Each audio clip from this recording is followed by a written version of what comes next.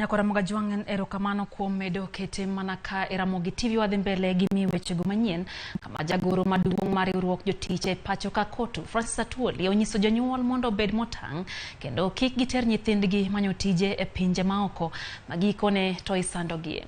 Ka olose gwenge ma Huisere, kaunti ma Kakamega, Atwoli onyiso rowere ma pacho ka mondo kik ket genogi e tije mag pinje maoko ka ginyalo tiyo gi lony margi e loko ngimagi e pacho ka.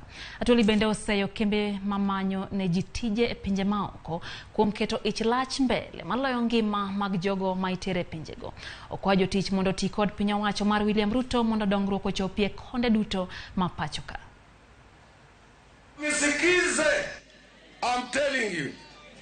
Na tumesema na hawa agents mara nyingi ni watu wa corruption. Wanakimbia corrupt watu katika wizara ya labor, corrupt watu katika ile inaitwa employment authority, corrupt hata wakubwa kabisa wanasema our people who are out there remitting, the remittances are in billions out of what type of jobs? ILO wants us to do decent jobs. Those are not decent jobs. Na mimi nasema kila siku usipeleke mtoto. Tena unaambiwa pereka mtoto, iko mtu anaitwa agent anakuja. Huyo agent hawachi simu yake, hafanyi nini? Kuna Ufilipino, serikali ya huko iko tofauti na hapa. Because wana negotiate government to government.